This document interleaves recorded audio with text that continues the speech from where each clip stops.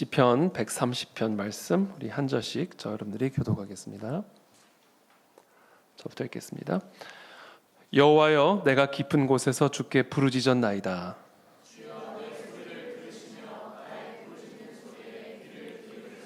여호와여, 주께서 죄악을 지켜보실진대 주여 누가 서리이까?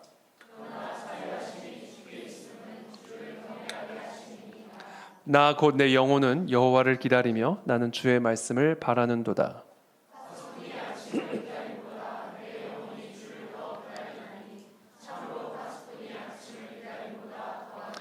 이스라엘아, 여호와를 바랄지어다. 여호와께서는 인자하심과 풍성한 속량이 있음이라. 그가 이스라엘을 그의 모든 죄악에서 속량하시리로다. 아멘. 하나님의 인재를 기다리는 삶이란 주제를 가지고 우리 하나님의 말씀 함께 나누겠습니다. 우리 1절 말씀, 오늘 이 시편 기자는 이렇게 시작합니다. 여호와여, 내가 깊은 곳에서 주께 부르짖었나이다. 내가 깊은 곳에서, 그러니까 절망의 깊은 곳이죠. 깊은 곳이라는 것은 아주 이 절망이 깊은 곳을 의미합니다. 그래서 나의 힘으로는 스스로 빠져나올 수 없는 그 깊은 절망의 수렁 속에서 이야기죠. 깊은 슬픔 속에서 이야기입니다. 말할 수 없는 깊은 두려움 속에서, 또 말할 수 없는 깊은 고통 속에서 주께 부르짖었나이다. 이렇게 시편 기자가 고백하고 있는 겁니다. 혹시 우리의 삶에 이와 같은 깊은 곳에 계신 분들이 계십니까? 주께 부르짖는 이 밤이 되기를 축복합니다. 시편 기자가 하는 일은 이거예요. 깊은 곳에 빠졌을 때 시편 기자가 하는 일은 주께 부르짖는 일이었다라는 겁니다. 그러면서 2절에 이렇게 고백합니다. 주여, 내 소리를 들으시며 나의 부르짖는 소리에 귀를 기울이소서. 주여, 내 소리를 들으시며 나의 부르짖는 소리에 귀를 기울이소서. 왜 이런 부르짖음으로 기도를 했을까요? 내 말 좀 들어봐, 그 얘기를 하는 거거든요. 내 말 좀 들어봐. 왜 그런 얘기를 왜 하죠? 안 듣고 있는 것 같으니까 내 말 좀 들어봐 그러는 거예요. 예수 하나님한테 지금 그렇게 기도하는 겁니다. 하나님, 제 말 좀 들어보세요. 왜 안 듣고 계십니까? 도대체 왜 안 듣고 계시는 것 같습니까? 하나님, 제 소리에 좀 귀를 좀 기울여 주십시오. 지금 제 절망이 너무 깊습니다. 제 슬픔의 깊이가 너무 깊습니다. 내 고통의 깊이가, 이 상처의 깊이가 너무 깊습니다. 이런 상황 속에서 내가 부르짖었나이다. 그런데 어찌하여 나의 소리를 듣지 않으시는 것입니까? 어찌하여 나의 이 부르짖는 소리에 귀를 기울이지 않으시는 것입니까? 주여, 내 소리를 들으시며 나의 부르짖는 소리에 귀를 기울이소서. 지금 그렇게 지금 시편 기자가 기도하고 있는 겁니다. 우리가 이제 기도를 하다 보면 깊은 곳에서, 이 깊은 곳에서 우리가 하나님께 부르짖다 보면 우리도 모르게 우리 마음에 이런 의구심이 들 때가 있어요. 하나님이 과연 지금 나의 기도를 듣고 계시는가? 아마 우리들 가운데 깊은 절망 속에서, 깊은 고난 속에서 기도하지 않을 분들은 아마 한 사람도 없을 겁니다. 우리가 그리스도인이기 때문에, 하나님을 알고 믿는 사람이기 때문에 우리가 깊은 곳에 들어가게 되면 우리 모두는 다 기도합니다. 우리 가운데 기도하지 않을 사람은 한 사람도 없어요. 우리 아이들도 마찬가지고요. 하나님을 아는 사람은 깊은 곳에 들어가면 반드시 부르짖게 되어 있습니다. 문제는 뭐냐? 나의 기도에 하나님이 귀를 기울이시지 않는 것 같은 느낌이 들어올 때, 이때가 문제인 거예요. 내가 그렇게 새벽에도 기도하고 있고, 그렇게 밤에도 기도하고 있고, 그렇게 간절하게 기도하고 있는데 어째서 하나님은 나의 기도에 전혀 귀를 기울이시지 않는 것 같을까? 왜 나의 이 깊은 절망은 전혀, 나의 이 깊은 슬픔과 고난은 전혀 변화될 기미가 보이지 않는 것일까? 우리가 이와 같은 깊은 곳에서 하나님께 간절하게 부르짖지만 하나님이 침묵하시는 것 같을 때, 우리는 하나님이 우리의 기도에 귀를 기울이지 않는 것 같은 그런 느낌을 갖게 되는 경우들이 많이 있습니다. 저 자신도 마찬가지입니다. 과연 지금 하나님이 내 기도를 듣고 계시는 것일까? 왜 도대체 상황에 변화가 없을까? 이제 그런 마음과 생각이 우리 안에 들어오게 되면요,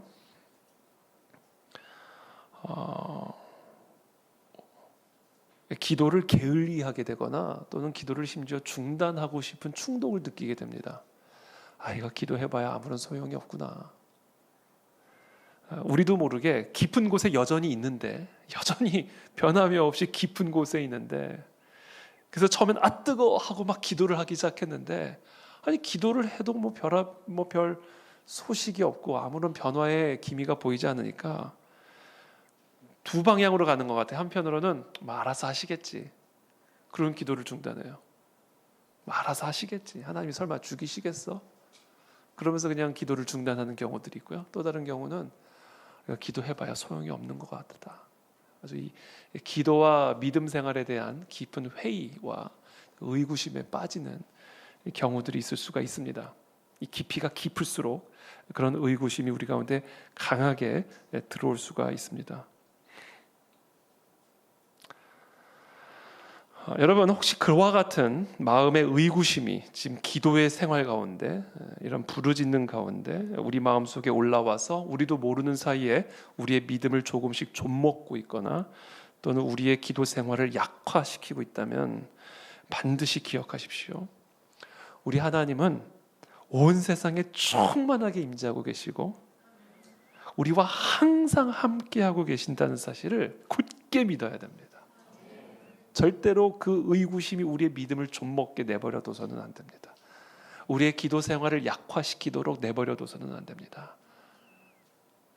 우리가 어떤 깊은 구렁 속에 들어가 있다 할지라도 하나님은 그 자리에 우리와 항상 함께하고 계시고 충만하게 함께하고 계시고, 하나님은 우리의 부르짖음을 듣고 계십니다.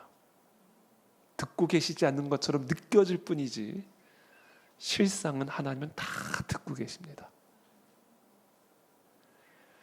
시편 139편 7절의 말씀이죠. 내가 주의 영을 떠나 어디로 가며 주의 앞에서 어디로 피하리까? 내가 도대체 하나님의 영, 하나님의 임재를 떠나 어디로 피하겠습니까?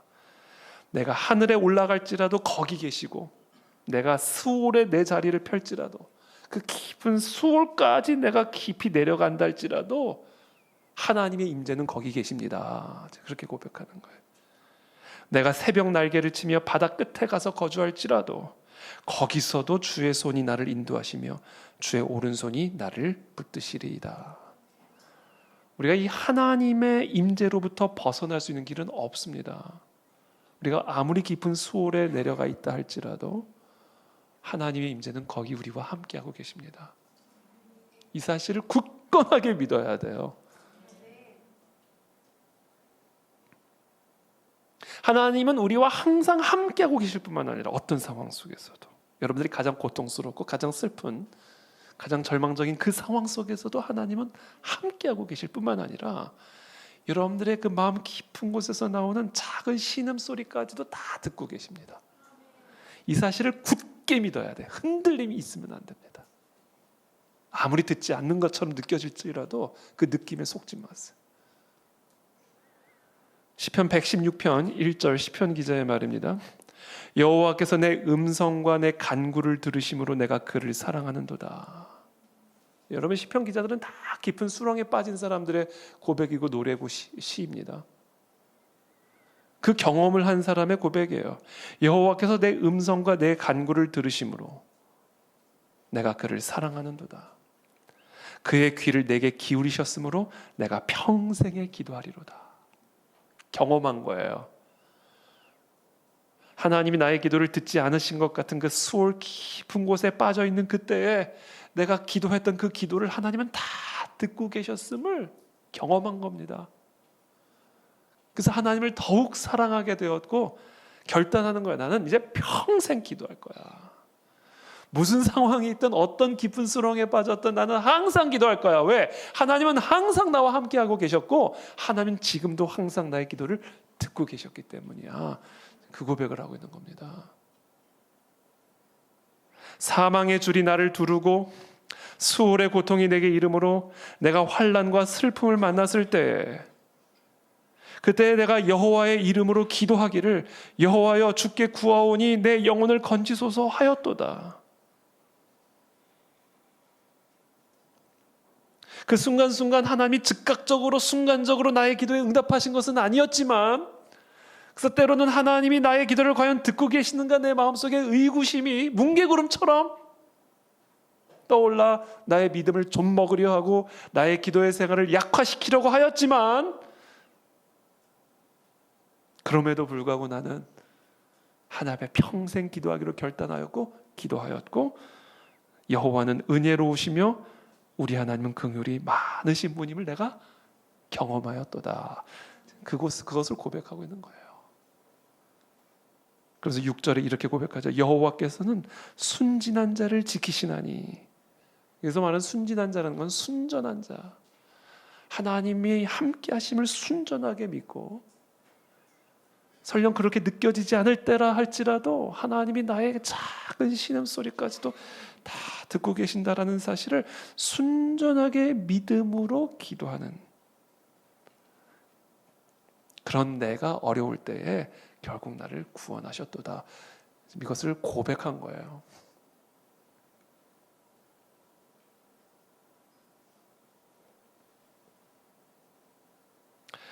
여러분, 우리가 깊은 수렁에서 우리를 건져내시고 구원하시는 하나님의 구원의 능력을 경험하기 위해서는요, 우리의 믿음을 대체할 수 있는 게 없습니다.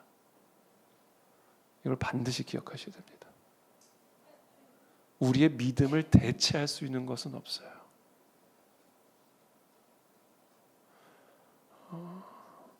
우리의 눈에 보이는 상황이 어떠한 상황이랄지라도 그 상황이 우리의 믿음의 연약함을 정당화시켜 줄 수가 없습니다. 반드시 기억하십시오. 깊은 수렁에서 우리를 건져내시는 하나님의 구원을 경험하기 위해서 어떤 상황과 또 어떤 감정과 느낌 가운데 있든지 간에 우리의 믿음을 대체할 수 있는 길은 없습니다. 한마디로 이야기하면 어떤 상황에 있든 또 어떤 느낌과 감정 속에 있든 저와 여러분들의 믿음을 더 굳건하게 하는 것 외에는 다른 길이 없어요. 하나님은 나와 항상 함께하고 계시고, 온 세상의 깊은 수오래까지라도 하나님의 임재는 그곳에 나와 함께하고 계시며, 나의 작은 신음까지도 똑똑하게 듣고 계신다라는 사실을 굳건하게 믿음으로 그 여호와께 부르짖는 것, 그거 외에는 하나님의 구원을 경험할 수 있는 다른 길이 없습니다, 여러분. 그래서 저는 오늘 이 밤에 이 자리에 오신 사랑하는 우리 모든 간해지리 우리 성도님들 모두가 어떤 깊은 수렁 가운데 있든지 간에, 또 그런 수렁 속에서 여러분들이 어떤 느낌적인 느낌을 갖고 있든지 간에 상관이 없어요. 믿으시길 축복합니다. 믿음을 대체할 수 있는 길은 없어요. 믿음을 더 강화시키기를 축복합니다. 혹시 저와 여러분들의 믿음이 좀 먹혀지고 있지는 않습니까? 우리의 기도 생활이 조금이라도 연약해지지는 않았습니까?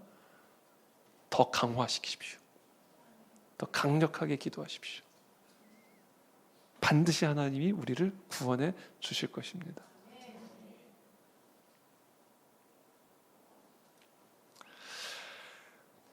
근데 우리가 이렇게 하나님께 부르짖을 때 기도 응답이 지연이 되거나 또 하나님이 전혀 우리의 기도에 귀를 기울이시지 않는 것 같은 느낌이 들 때 그 느낌을 더 강화시키는 마음이 있어요. 생각이 있어요. 뭐냐면 하나님이 내가 죄인이라는 걸 다 아시는데 혹시 나의 죄 때문은 아닐까?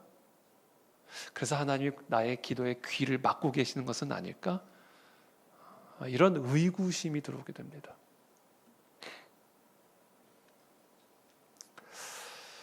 아마도 시편 기자가 그런 생각을 가지고 있었던 것 같아요. 3절 말씀 다 함께 한번 읽어보겠습니다. 시작.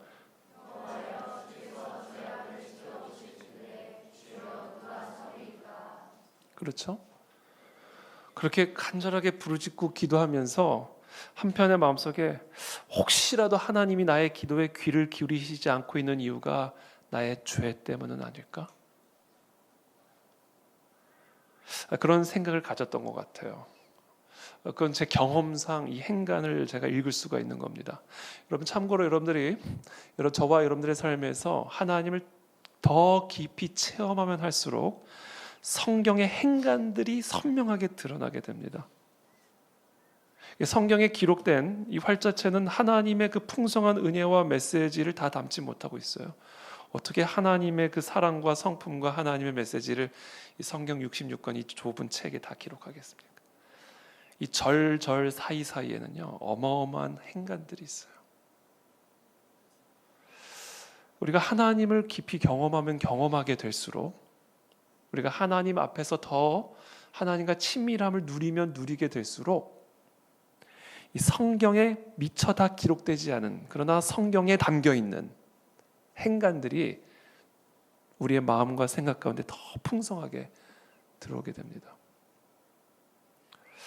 제가 오늘 이 시편 기자의 시편을 묵상을 하면서 어쩜 나랑 이렇게 똑같은가 이런 생각을 했어요. 우리가 이렇게 기도를 하다가 하나님이 전혀 기도에 반응하시지 않은 것 같은 느낌이 들 때는 절망감이 들어오면서 이게 다 내 죄 때문인 거다 이거. 하나님이 다 나의 죄악을 지켜보고 계실진데 과연 누가 하나님 앞에 설 수가 있을까? 이런 생각들이 들어오게 되는 거죠. 그러면서 자신의 자격 없음을 생각했던 것 같아요. 내가 이렇게 하나님께 간구를 드리고는 있지만 과연 내가 이런 간구의 응답을 받을 만한 자격이 있나? 하나님이 나의 모든 죄악을 다 지켜보실진데 과연 내가 하나님 앞에 떳떳하게 서서 이렇게 기도와 간구를 구할 그럴 만한 자격이 내게 과연 있을까? 라는 나 자신에 대한 의구심이 뭉게뭉게 올라오게 됩니다. 그리고 이런 생각들이 기도의 자신감을 더 약화시켜요. 믿음을 또 약화시킵니다. 나 같은 죄인이 이런 거죠. 우리가 평소에 별로 가깝게 대하지 않거나 또 함부로 대하거나 그 사람이 나에게 도움을 요청했을 때 보기 좋게 거절했을 때 어느 순간 내가 그 사람의 도움이 필요한 경우가 생긴 거예요. 그때 우리가 가서 나를 도와달라 그 신세를 질 수 있는 말을 우리가 떳떳하게 할 수가 있겠습니까? 그럴 수 있을 표정이신데 마음에 꺼리낌이 있죠. 그 사람이 나한테 도움을 요청했을 때 나는 그 도움을 뿌리쳤는데 내가 그 사람의 도움이 필요할 때 내가 떳떳하게 나를 좀 도와달라 그렇게 말할 수가 있겠어요? 평소에 내가 그 사람한테 막 함부로 대했는데 막상 내가 아쉬우니까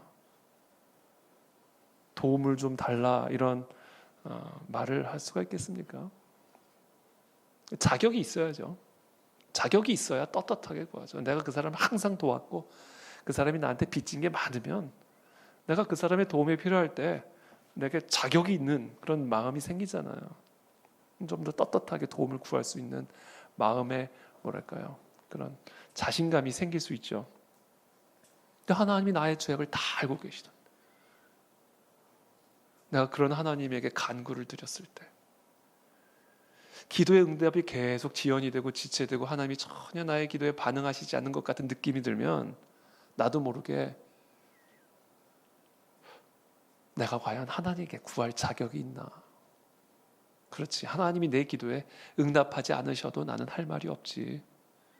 이런 마음과 생각들이 우리도 모르게 우리의 마음속에 피어오릅니다. 그것은 비단 시편 기자만의 경험은 아닐 거예요. 분명 저의 경험이기도 하고 여러분들의 경험이기도 할 것입니다.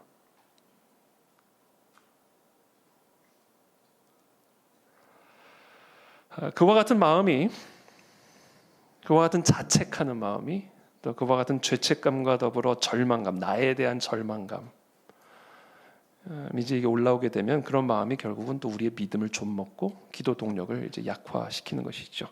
자, 그와 같은 마음이 아마 이 시편 기자의 마음에도 뭉게뭉게 피어 올라왔던 것 같아요. 그래서 3절에 고백하는 겁니다. 여호와여, 주께서 죄악을 다 지켜보실진데 주여 누가 서리이까? 그러면서 곧바로 자신의 그와 같은 연약해진 마음을 다잡는 그런 고백과 선포를 합니다. 우리 4절 말씀 함께 선포하겠습니다. 시작.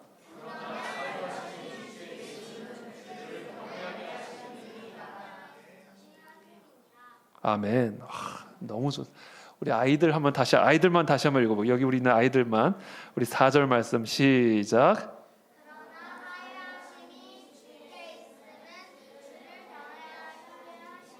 아유, 맑고 고운 영창 피아노 같은 소리. 아주 마음과 생각을 상쾌하게 하시는 우리 축복합니다. 우리 다음 세대 아이들. 네.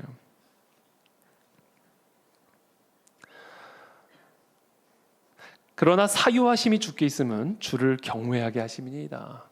그러니까 잠시 시편 기자의 마음속에 그런 자신의 죄책감, 자책감, 그리고 그 죄책감과 자책감으로부터는 절망감이 기도하고자 하는, 더 기도하고자 하는, 그리고 하나님이 반드시 나의 기도에 응답하실 것이라고 하는 이런 모든 믿음을 이렇게 꺾어버렸던 것 같아요. 그러니까 꺾는 그 순간 다시 정신을 차리고 그 마음을 다잡는 선포를 하는 거예요. 그러나 사유하심이 주님께 있습니다. 그래서 저는 하나님을 더욱 경외하나이다.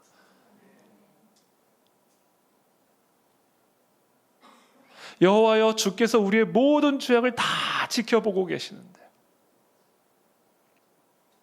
죄가 없는 자의 기도만을 들으신다면 도대체 누가 주님 앞에 서 있을 수가 있겠습니까? 그러나 죄를 용서해 주시는 권세가 여호와 하나님에게 있나이다. 그래서 내가 여호와 하나님만을 더욱 의지하나이다. 오히려 하나님에 대한 믿음을 더 강화시키죠. 이게 지금 시편 기자로부터 우리가 배워야 할 기도의 자세입니다. 우리의 죄책감과 자책감을 오히려 자신의 믿음과 기도에 더 강력한 불을 지피는 기름으로 사용하는 거예요. 그래요. 도대체 여호와 앞에서 떳떳하게 서 있을 수 있는 사람이 누구입니까? 그래서 내가 하나님을 더 의지합니다. 그래서 내가 하나님의 은혜와 긍휼히 여기심을 더 바라나이다. 왜냐하면 모든 죄의 사함의 권세는 여호와 하나님 한 분에게 있기 때문이나이다. 이게 우리의 자세가 돼야 돼요. 저는 이 모든 저의 붉은 죄들을 흰 양털처럼 만드실 뿐 아니라 나의 이 더럽혀진 모든 불의의 옷을 다 벗겨내시고 하나님과 같은 완전한 의의 옷을 입혀주시는 그 하나님의 은혜와 긍휼만을 더욱 의지합니다. 그러면서 자신의 연약해진 믿음과 연약해지려고 하는 기도를 확 다잡고 그것을 오히려 기름으로 사용을 해가지고 하나님께 더 간절하게 의지하는 거예요. 이게 우리가 하나님을 경험하기 위해서 반드시 취해야 할 태도입니다.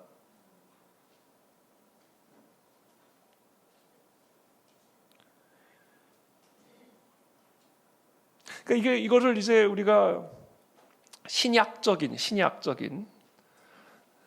용어로 표현한다면 내가 예수 그리스도의 십자가의 은혜만을 자랑합니다. 나의 어떤 공로도 아니라 예수 그리스도의 십자가의 은혜, 나의 모든 죄를 깨끗하게 대속하신 내가 그 십자가의 은혜만을 자랑하고 찬양하며 의지하며 기도합니다. 이거예요. 그래서 우리는 하나님께 그냥 기도하는 게 아니에요. 예수 그리스도의 이름으로 기도하는 겁니다. 그러니까 예수 그리스도의 이름으로 기도하라는 말씀이 바로 이 말씀이에요. 예수 그리스도의 그 대속의 이름으로, 예수 그리스도의 그 대속의 은혜를 의지함으로 우리는 하나님 앞에 떳떳하게 서서 간구할 수 있는 권세를 얻게 되었다라는 거예요. 그래서 예수 그리스도의 이름을 의지하여 기도하지 않으면 그 기도는 절대로 하나님에게 상달될 수 없는 기도예요. 그러나 우리가 어떤 주홍빛 같은 붉은 죄를 저질렀고 우리가 아무리 더럽고 불결한 옷을 입었다 할지라도 예수 그리스도의 십자가 대속의 은혜를 자랑하고 그 은혜만을 의지하는 순간 우리는 이 양털 같은 새 옷을 입게 되는 것이에요. 우리는 하나님 앞에 떳떳하게 설 수 있는, 하나님의 자녀가 되는 권세를 얻게 되는 겁니다. 그래서 우리는 은혜의 보좌 앞에 담대히 나아가서 때를 따라 덮는 은혜를 얻기 위하여 담대하게 구할 수 있는 권세를 얻게 된 거예요. 무엇으로? 예수 그리스도의 이름으로. 그래서 우리는 예수 그리스도의 이름을 의지하여 기도해야 되는 겁니다.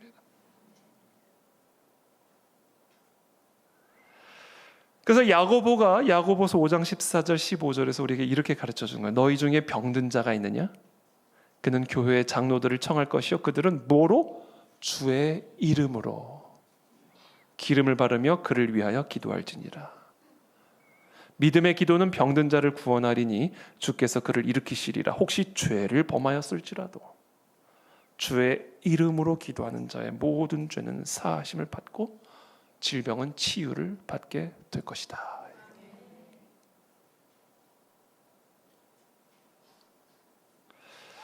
그러면서 아주 자연스럽게 다음 고백으로 이어집니다. 우리 5절 말씀 함께 읽겠습니다. 시작.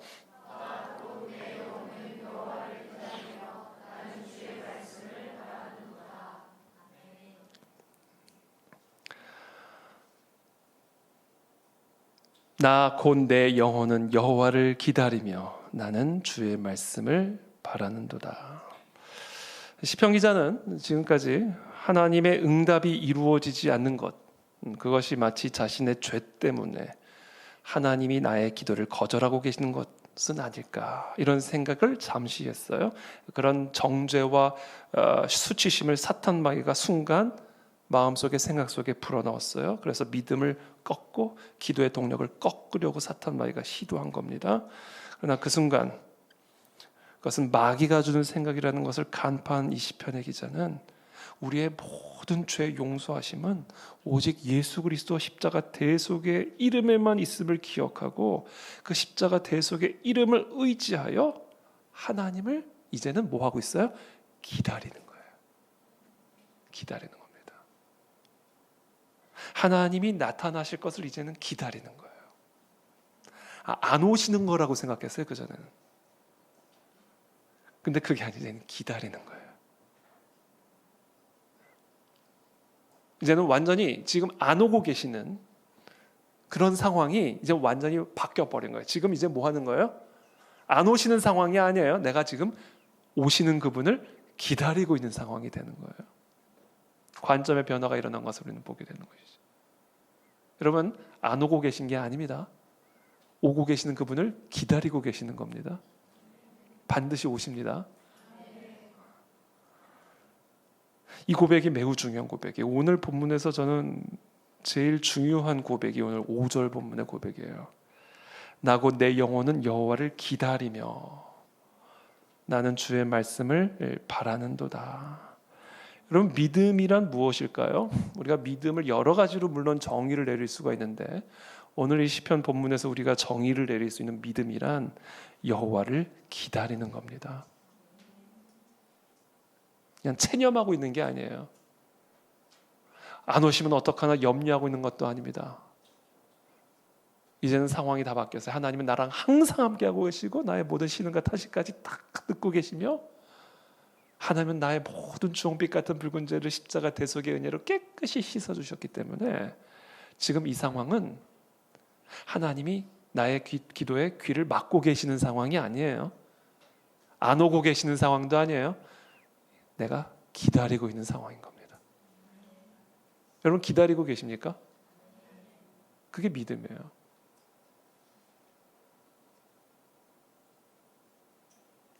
기다림은요, 하나님이 나에게 반드시 오실 것을 믿는 믿음의 표현입니다. 그게 기다림입니다. 그래서 지금 저와 여러분들이 어떤 상황 가운데 있든지 간에 지금 여호와께서 나타나실 것을 지금 기다리고 있지 않다면 여러분들은 믿음이 없는 거예요. 그냥 뭐 오시겠지, 안 오시려나? 그냥 아무 생각이 없이 그냥 하루하루를 지내고 있다면 그것은 올바른 태도가 아닙니다. 저 여러분들 안에 하나님이 나의 기도를 듣고 계시고 반드시 이 기도에 응답하시기 위해 나에게 오실 것이다. 나에게 나타나실 것이다. 것을 정말로 믿는 사람은요, 기다려요. 그냥 있는 것과 기다리는 건 다른 거 아시죠? 네, 기다립니다. 저는 오늘 저여러분들의 마음속에 이 기다림이 회복이 되기를 축복합니다. 이 기다림과 그냥 있는 거와 뭐가 차이냐면요, 그냥 있는 거는 그냥 있는 거예요. 그러나 기다림은요, 그냥 있는데 그냥 있는데 기대하면서 있는 거예요. 그 겉으로 보면 똑같아 보여요. 근데 마음의 중심이 달라요. 기대하면서 있는 겁니다. 그게 기다리는 거예요. 그래서 저는 오늘 이 밤에 저와 여러분들의 마음속에 이 하나님의 나타나심을 기대하는 마음이 다시 회복이 되었으면 좋겠습니다. 왜냐하면 하나님은 반드시 오셔서 우리를 구원하실 것이기 때문에, 우리가 상상할 수 없는 놀라운 하나님의 역사들을 우리 가운데 보여주실 것이기 때문에, 이제 하나님과 나 사이에는 어떤 가림막도 이제 더 이상 존재하지 않기 때문에, 우리는 하나님 앞에서도 떳떳하게 설 수 있는 의의 옷을 입은 자녀들이기 때문에, 그런 저와 여러분들에게 반드시 있어야 될 것은 하나님의 나타나심에 대한 기대.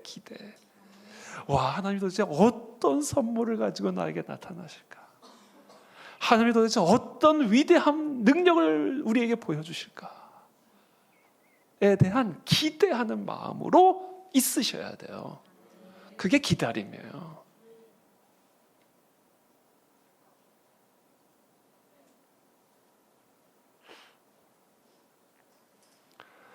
나 곧 내 영혼은 여호와를 기다리며 나는 주의 말씀을 바라는도다.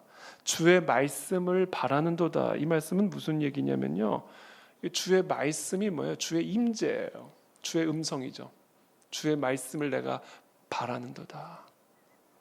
그러니까 주의 임재를 내가 기다린다는 얘기예요. 나타나심을, 주의 능력의 나타나심을, 주의 손길의 나타나심을 기대하면서 기다리고 있다라는 겁니다. 여러분, 그것을 기대하시는 밤이 되기를 축복합니다. 반드시 나타나십니다. 그 주의 임재를 바라면서 기대하면서 기다리십시오. 그게 믿음이에요. 그런 기대감이 없이 있는 거는 그거는 믿음이 아니에요. 그냥 있는 거지.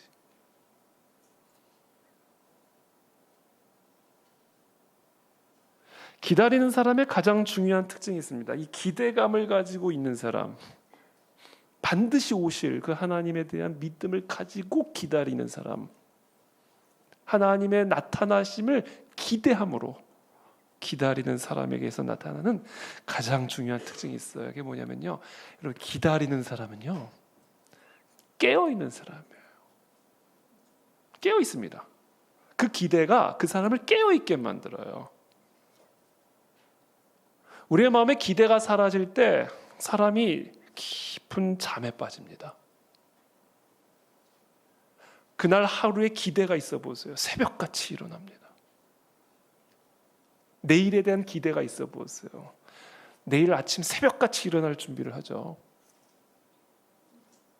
기대감이 있는 사람은요, 항상 깨어있게 되어 있어요. 오늘 오실까? 내일 오실까? 언제 오실까? 지금 이게 오시는 사인일까? 깨어 있다고요. 하나님이 언제 어떻게 우리에게 나타나실까? 왜? 기대하고 있으니까.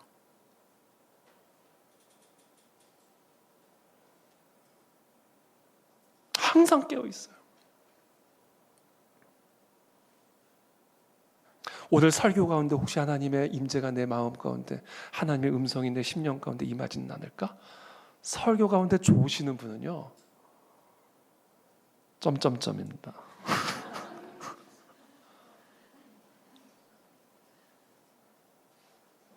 개인 묵상하는 가운데 오늘 큐티 본문을 통해서 하나님이 나에게 말씀하시진 않으실까?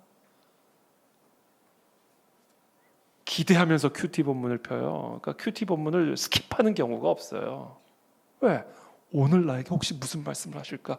기대하니 언제 나타나실지를 모르는 거잖아요. 하루라도 빨리 나타나기를 원하는 게 그게 우리 모두의 심정이잖아요. 그러니까 진짜 하나님을 간절하게 기다리고 있는 사람은요, 기도 생활에, 묵상 생활에, 예배 생활에 항상 깨어 있어요. 항상 깨어 있어요.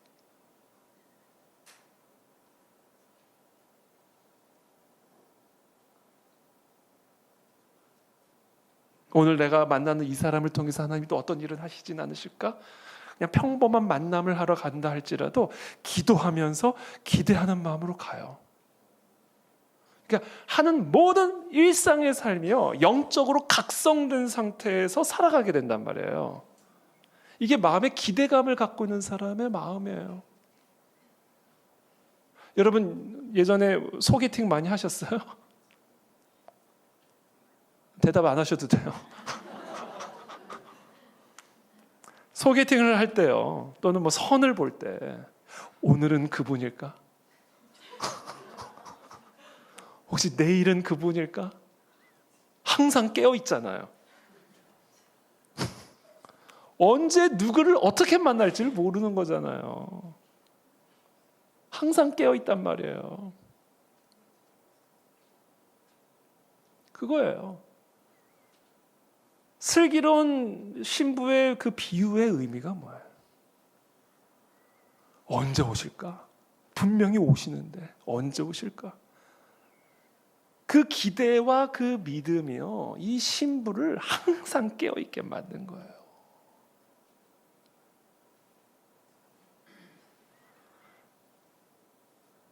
정말 하나님을 지금 여러분들이 기다리는 믿음의 사람들이라면요, 여러분들의 모든 삶이요, 영적으로 각성된 상태에서 살아가게 되어 있습니다.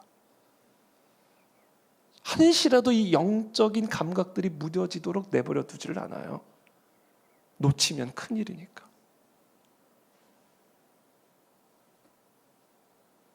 전 우리의 모든 무뎌진 영성들이 다시금 회복이 되기를 축복합니다. 물론 우리 금요 철야 기도에 나오신 여러분들은 전혀 그런 분들이 아니지만, 오늘 이 온라인을 통해서 듣고 계시는 분들,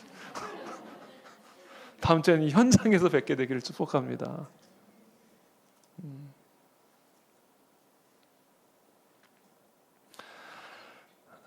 6절 말씀, 그래서 6절 말씀 이렇게 고백하죠. 6절 말씀 함께 읽겠습니다. 시작.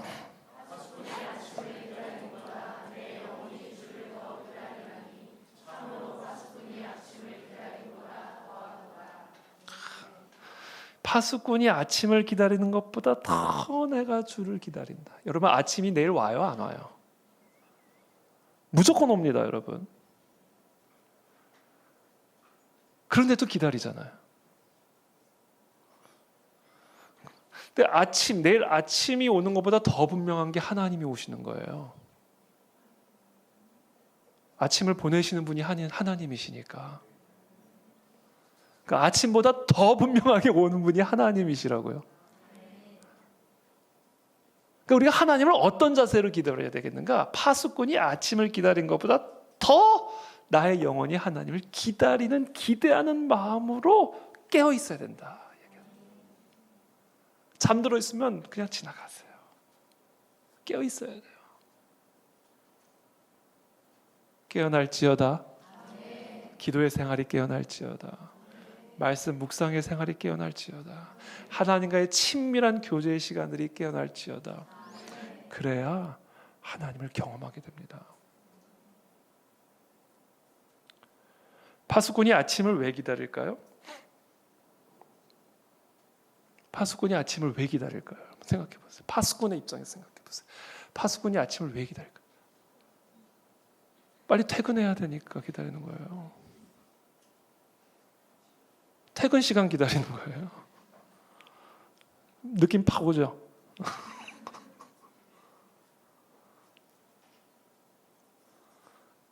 파수꾼이 아침을 기다리는 것은 쉼과 안식을 기다리는 겁니다. 밤새도록 쉬지 못하는 무거운 책임과 감당하기 어려운 삶의 짐으로부터 자유해지기를 기다리고 있는 거예요. 깊은 흑암 가운데 홀로 밤을 지새야 하는 두려움과 모든 사람들이 잠에 들어있는 그런 상황에서 혼자 깨어 있어야만 하는 외로움으로부터 자유해지기를 간절하게 기다리는 거. 이게 바로 파수꾼이 그토록 간절하게 아침을 기다리고 있는 이유입니다. 그러니까 파수꾼이 그토록 간절하게 기다리고 있는 아침은 모든 두려움과 외로움, 수고하고 무거운 책임으로부터 해방이 되어서 참된 안식과 평안을 누리게 되는 그 시간을 기다리고 있는 거예요. 그리고 그 시간은 반드시 오기 때문에 기대하는 마음으로 기다리는 겁니다. 근데 그 아침이 오는 것보다 더 분명하게 오시는 분이 하나님이시니까 지금 시편의 기자는 고백하는 거예요. 파수꾼이 아침 기다린 것보다 나는 더 하나님을 기다리고 있다.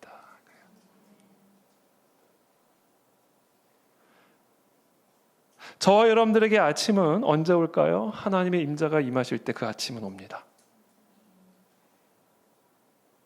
지금 저와 여러분들이 어떤 외로움과 어떤 두려움과 어떤 어두움과 어떤 무거운 짐진 것들을 지고 있다 할지라도 하나님의 임재가 임하시면 아침이 옵니다. 우리의 아침은 하나님이 오시는 때예요. 근데 그 하나님은 아침이 오는 것보다 더 확실하게 오실 겁니다. 그 우리 안에 얼마나 간절한 기다림과 기대감이 있어야 되겠어요. 그게 있는가? 그게 우리를 파수꾼처럼 깨어있게 만드는 힘이다.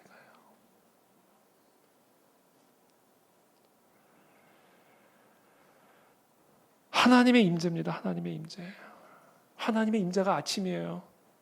우리가 간절하게 기다리고 기대해야 할 아침, 하나님의 임재가 내 심령 가운데 임하게 되는 것을 우리는 기다리고 또 기다려야 되는 겁니다.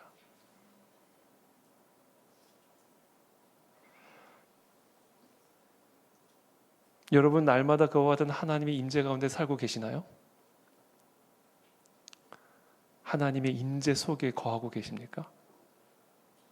수시로, 순간적으로, 끊임없이 호흡처럼 하나님의 임재 안에 거하기를 기다리고 기대하며 간구하고 계십니까?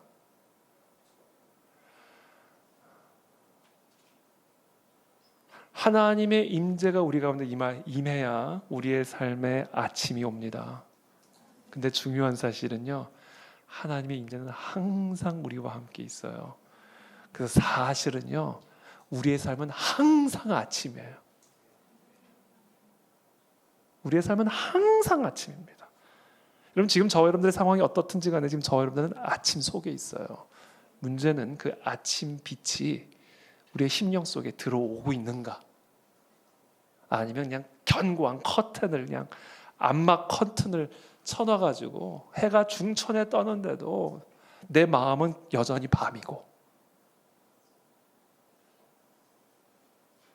그러니까 문제는 뭐냐면요. 제가 말씀드리잖아요. 이 하나님의 임재는 항상 우리와 함께하고 있기 때문에 우리는 항상 아침 가운데 있어요. 이제 저와 여러분들의 숙제는 뭐냐면요. 내 마음에 그 빛이 들어올 수 있도록 그 암막 커튼들을 걷어내는 일들을 우리가 해야 돼요. 끊임없이. 암막 커튼이 항상 뭐라 해야 돼요? 이렇게 돼 있어야 돼요. 걷어져 있어야 돼요. 그래서 항상 그 하나님의 임재가 내 심령 속에 흘러 들어오게 만들어야 됩니다. 그게 시편 62편 1절의 말씀이에요. 나의 영혼이 잠잠히 하나님만 바라며 나의 구원이 그에게서 나오는도다. 나의 영혼이 잠잠히 하나님만 바라며 나의 구원이 그에게서 나오는도다. 이게 여러분 우리가 하나님의 임재가 내 심령 속에 들어오게 하는 방식이에요. 암막 커튼을 항상 걷어내는 방식이 뭔지 아세요? 내 영혼이 항상 하나님을 바라보는 거예요. 하나님의 임재를 항상 의식하는 거예요. 제가 말씀드렸잖아요. 하나님의 임재는 항상 우리와 함께하고 있다고. 근데 그것을 우리가 그 임재의 빛이 우리의 심령 속에 들어오지 못하게 하는 가장 핵심적인 암막 커튼이 뭐냐면 그걸 의식하지 않고 사는 거예요. 상황이 어려우면 임재가 떠났다고 생각해. 깊은 수렁에 빠지면 하나님의 임재가 없다고 생각해요. 이게 우리가 하나님의 임재와 나의 영혼 사이에 아주 강력한 암막 커튼을 치게 되는 겁니다. 이걸 걷어내는 방식이 뭔지 아세요? 하나님의 임재가 항상 나와 함께하고 있음을 의식하고 그 하나님만을 바라는 거예요. 바라보는 거예요. 예배하는 겁니다. 그때 구원이 그에게서 나오는 것을 체험하게 되는 거예요.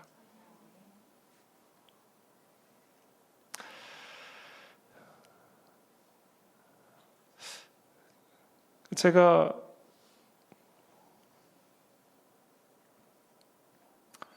그런 의미에서 저와 여러분들 모두가요, 하나님의 임재를 항상 연습하셔야 돼요. 제가 아주 제일 사랑하는 고전 중에 하나가 하나님의 임재 연습이라는 책입니다. 그게 두껍지도 않은 책인데 아주 너무너무 제가 사랑하는 하나님의 임재 연습이라는 책이에요. 하나님의 임재는 항상 우리와 함께하고 있기 때문에 어떤 상황과 어떤 감정과 어떤 느낌 속에서도 그것이 하나님의 임재가 내 심령 속으로 흘러들어오는 것을 가로막지 못하도록 그 암막 커튼을 항상 걷어둘 수 있는 그 훈련들을 우리는 끊임없이 해야 돼요. 어떤 깊은 수렁에 빠지든. 그럼 우리의 삶은 항상 아침이에요. 항상 아침입니다. 그 비결을 우리가 연습해야 돼요. 여러분, 흰 천을 염색약에 집어넣는 순간 그 흰 천이 염색약에 의해서 확 채색이 되어져 가죠.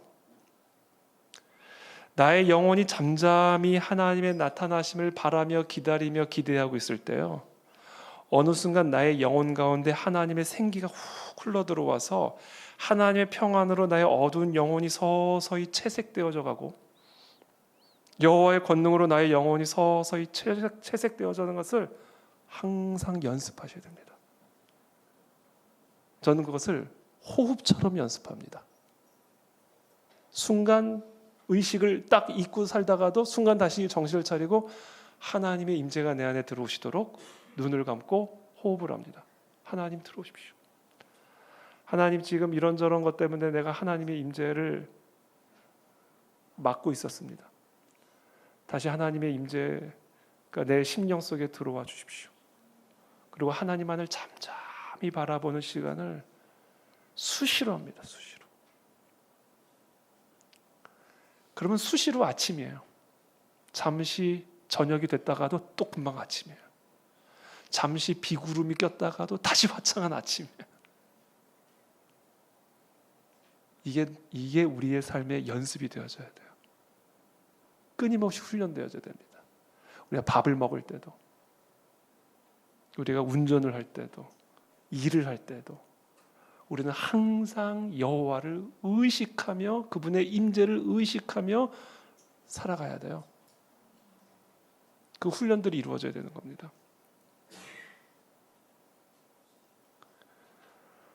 그러면 우리의 영혼들이요, 하나님의 임재로 서서히 채색이 되어져. 딱 그렇게 기도를 할 때요, 금방 하나님이 들어오시는 거 아니에요. 하나님의 임재를 가만히 바라며 기다리면 때로는 5분이 걸릴 수도 있고 10분이 걸릴 수도 있어요. 그러나 반드시 들어오십니다.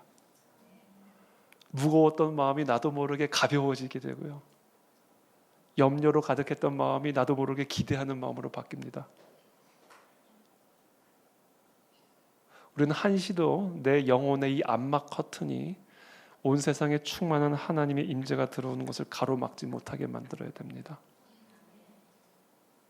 우리가 해야 할 일은요, 어떻게 하면 하나님의 임재가 우리 가운데 임할까? 하나님 좀 와주십시오, 와주십시오. 떼쓰는 그런 삶이 아니에요.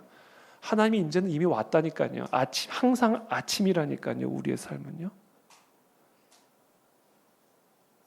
우리가 해야 할 일은 끊임없이 그 빛을 가로막고 있는 내 영혼의 암막 커튼을 날마다 치우는데 거기에 우리의 운명이 달려있는 것이다.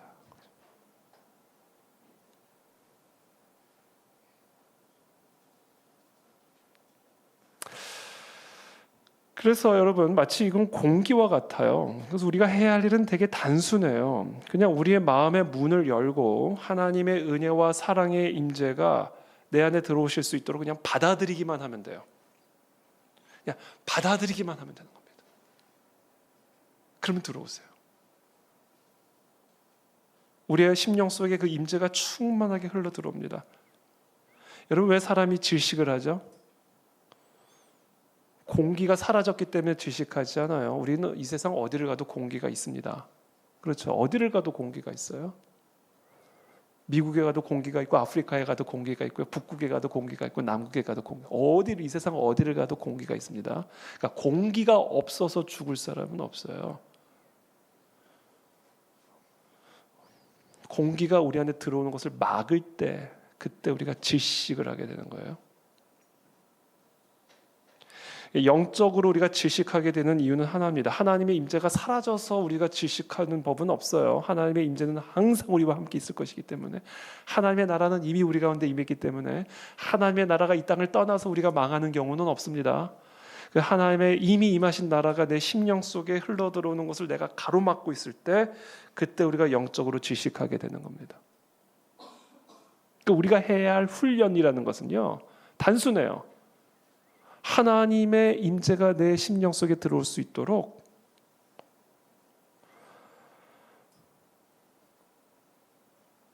우리의 마음을 항상 열어놓는 거예요. 그래서 여러분 이걸 호흡에 비유하시면 좋아요. 호흡에 비유하시면 좋아요. 그래서 우리 이걸로 이제 호흡 기도라고도 표현하는 이유가, 기도는 사실 호흡이거든요. 우리 여러분 공기가 우리 안에 들어오려면 뭐가 있어야 돼요? 뭐예요? 콧구멍이 있어야죠. 콧구멍을 통해서 공기가 내 안에 들어올 수가 있는 겁니다. 그렇죠? 이 콧구멍을 이렇게 막아두면 공기가 들어올 수가 없어요. 질식을 하게 되는 겁니다. 그와 마찬가지로 우리의 영혼의 구멍이 항상 열려 있어야 돼요. 우리의 영혼의 구멍이 항상 열려 있어요. 이 영혼에 큰 구멍을 내서 하나님의 임재가 내 안에 흘러 들어올 수 있게 만드는 게 바로 잠잠히 하나님을 바라보는 거예요. 예배입니다. 예배. 수시로 우리는 그 하나님을 바라며 있어야 돼. 운전을 하다가도 하나님을 바라봐야 돼. 아니, 하나님을 바라보면서 운전하셔야 돼. 밥을 먹다가도 하나님을 바라보는 거예요. 아니, 하나님을 바라보면서 밥을 먹어야 돼. 항상 하나님을 바라봐. 잠시 하나님을 바라보는 것을 잊었다 할지라도 괜찮아요. 다시 의지를 가지고 다시 하나님을 바라보면 돼요. 이 삶을 우리는 끊임없이 연습하셔야 됩니다. 이것은 저기 수도원에 있는 수도사들만이 해야 할 일이 아니에요. 저와 여러분들 모두가 예외 없이 해야 할 일입니다.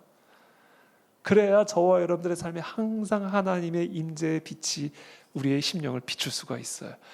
그래 우리는 항상 기뻐할 수 있고요. 항상 감사할 수 있고, 그때 우리의 얼굴에서 항상 빛이 나오게 되는 겁니다. 그래서 저는 오늘 여러분들 모두에게 그런 은혜가 있게 되기를 바랍니다. 하나님의 임재가 우리 가운데 임하면요, 지금 당장 어떤 변화가 일어나지 않다 할지라도 상관이 없어요. 마치 엘리야가 비가 오기를 간절히 기도했을 때 저 멀리서 손바닥만한 구름 하나가 떠올라오잖아요. 그 순간 엘리야가 이제 됐다 그렇게 얘기를 하잖아요. 아직 비도 내리지 않았고 기근의 문제도 해결되지 않았지만 저 손바닥만한 구름 하나가 떠오르는 순간 이미 됐음을 안 거예요. 왜냐하면 그게 곧 하나님의 비 내리심을 보증하는 구름이기 때문에 그래요. 그 구름은 손바닥만한 작은 구름이지만 그 안에 하나님의 전능하신 능력이 담겨져 있는 구름이기 때문에 그 구름이 떠오르는 순간 아직 비는 내리지 않았고 아직 기근의 문제는 해결되지 않았지만 해결된 거나 마찬가지가 되는 거예요.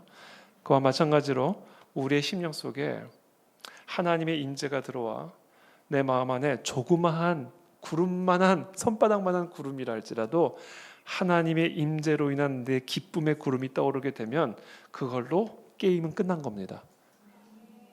왜냐하면 그 하나님의 임재 구름 안에는 전능하신 하나님의 비구름이 담겨져 있는 구름이기 때문에 그래. 그래서 저와 여러분들이 평생 힘써야 될 것은요, 항상 우리의 심령 속에 바로 이 하나님의 임재의 구름이 떠올라 있게끔 만드는 거예요. 그러기 위해서 우리는 항상 우리의 영혼의 구멍을 열고 하나님만을 바라보며 하나님의 임재가 항상 내 심령 속에 들어오실 수 있도록 우리의 영혼의 구멍을 활짝 열어놓고 하나님의 임재를 받아들이는 연습들을 수시로 끊임없이 하셔야 됩니다. 호흡처럼 우리의 콧구멍으로 끊임없이 공기를 들이마시듯 우리는 항상 수시로 여호와 하나님만을 바라보며 우리의 영혼의 구멍이 활짝 열려 있도록 깨어 있어야 됩니다. 그래서 우리가 그 순간 하나님의 임재만 경험하게 되면 이미 모든 문제는 해결된 것이나 마찬가지임을 여러분들이 알게 될 겁니다. 더 이상 염려하지 않게 될 것이고 더 이상 두려워하지 않게 될 것입니다. 그래서 오늘 이 밤에 우리가 그것을 연습했으면 좋겠어요. 오늘 우리가 함께 기도하며 나갈 텐데 저와 여러분들의 영혼을 하나님만 바라보십시오. 그래서 우리의 영혼의 그 암막 커튼을 활짝 걷어내시고 하나님의 임재가 내 심령 속에 충만하게 흘러 들어오실 수 있도록 영혼의 코평수를 활짝 넓히십시오. 그래서 오늘 정말 손바닥만한 구름이랄지라도 우리의 심령 속에 나도 모르게 기쁨이 솟아오르고 감사가 솟아오르고 평안이 솟아오르는 그런 밤이 되기를 축복합니다. 그러면 그 임재의 구름 안에는 죽은 자도 다시 살리실 수 있는 하나님의 전능하신 능력이 담겨져 있는 비구름이라는 사실을 여러분들이 기억하시고 그 구름이 여러분들의 삶에 떠나지 아니하도록 항상 깨어있게 되기를 예수님의 이름으로 축복합니다. 함께 기도하며 나가겠습니다.